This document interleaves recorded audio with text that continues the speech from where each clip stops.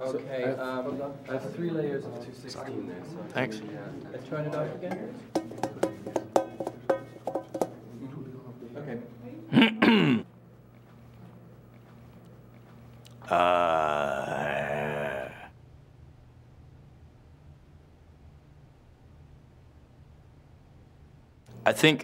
I think pretty much every French woman when they talk is extremely sexy, but like 1 out of 20 guys, no. No. It's just not as sexy to have a man talking with his lips like that. Chanson des escargots qui vont à l'enterrement. A Woman is a Woman, one of my favorites. Anna Karina's in both of those. Contempt, Brigitte Bardot.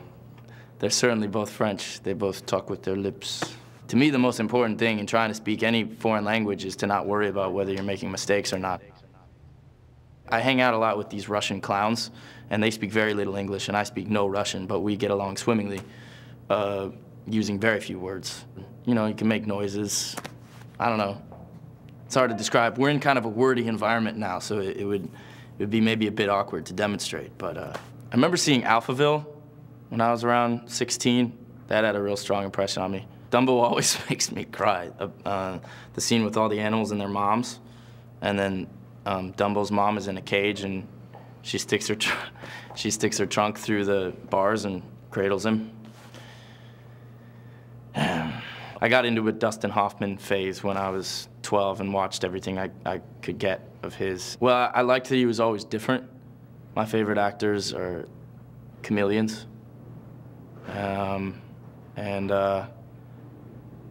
Yeah, he's just, you never feel like you're watching an actor, unless he wants you to, or you're watching Tootsie. Brando played Sky Masterson.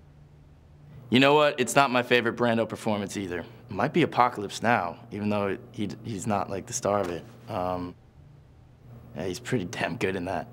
He's talking about his dream of the snail making its way across a razor blade and surviving. I remember getting my first laugh as a scarecrow when I, you know, did one of these. I kind of fell down, something like that. I don't know if that, but the audience laughed. And then got off stage. Dorothy smiled at me. I should really remember her name. It might have been Danielle. Well, the hardest thing about playing a soldier is kind of acknowledging that I've never done and I might never do anything that brave. I've never put my life on the line for anybody. And thinking about war and thinking about soldiers in my past, because I was brought up by parents who were, you know, active in the anti-war movement in the 60s and stuff. And I always considered war in some sort of geopolitical way, sort of intellectual way, not thinking much about the subjectivity of an individual soldier. My favorite 5 non-musical sounds. It depends on what I'm playing, whether I feel happier or sadder or what, but I do feel at my best when I'm working. There's this one, this one, this one. I feel best when I'm trying hard, and working, I always try hard. This one, and this one. Acting's really difficult to talk about.